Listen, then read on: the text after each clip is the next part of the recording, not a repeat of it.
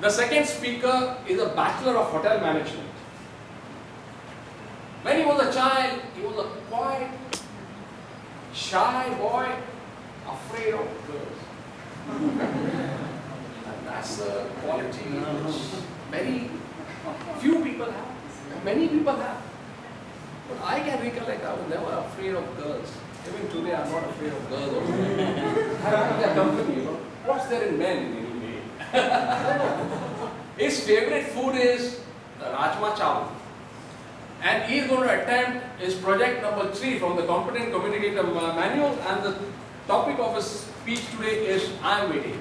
Ladies and gentlemen, put your hands together for Ashish V.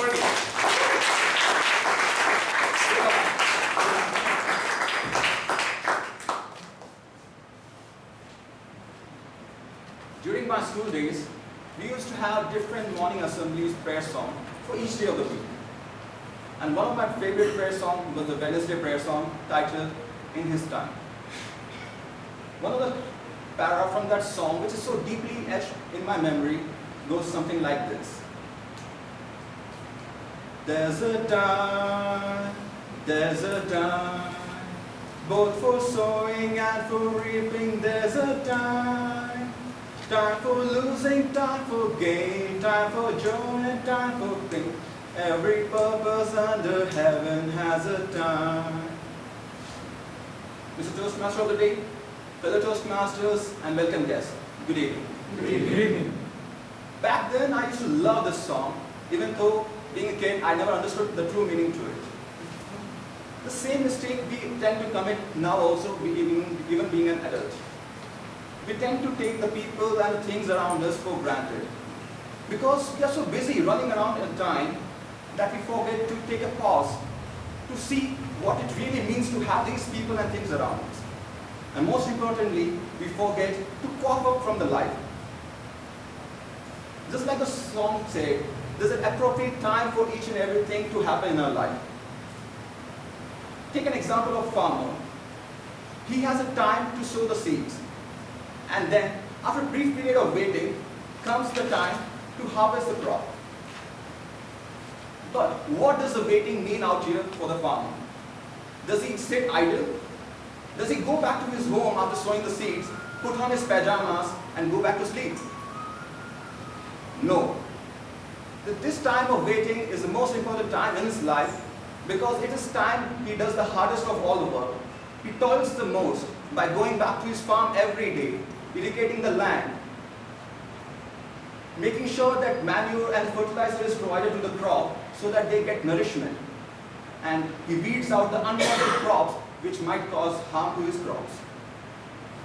After doing all this hard work during his waiting period, he becomes ready to receive his good things in form of the bounty of harvest, which in return is going to provide a prosperity to him and his life and his family. The moral of the story can be just concluded in 2 words, that if we are ready to be patient with the time and go and wait whenever needed and do the necessary action whenever needed, we will definitely get the bounty that we deserve.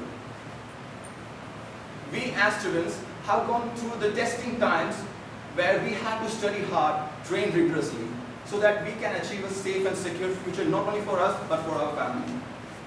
So did I. I studied hard, trained well, and on the completion of my graduation from a college, I secured a job as a chef with one of the renowned hotel chains in the country. All my hard work and my patience had come together to culminate that moment. But can you imagine how did I feel when I had to leave that job, a profession of my choosing, because of an unforgettable, uneventful accident that led me incapable, made me handicapped to do that job. At that moment, I was sad, disappointed, heartbroken. All the world around me was crumbling. All the time and all the energy that I had put together to achieve that position was wasted. The future for me was grim because I didn't do anything other than that job. What should have I done during that time? Should I have gone the easy way of getting into depression, go into drugs, start lamenting, start complaining about everyone? and just like we read every day, go have commit suicide? No. Today, if I go and look back on those dark days of my life, I feel and I get reminded of today's theme that good thing comes to those who wait. When one door is closed for you, there is definitely another door which will open up for you. But for some, there might be an opportunity, there might be a moment of wait. We need to get over that waiting period, and in the meantime, we need to prepare ourselves for that next role and for taking that next opportunity. After completion, after leaving my job as a chef, a new waiting period started for me. A period where I got an opportunity to re-prepare myself, basically reinvent myself. Whatever was done was done. Now I have to start afresh.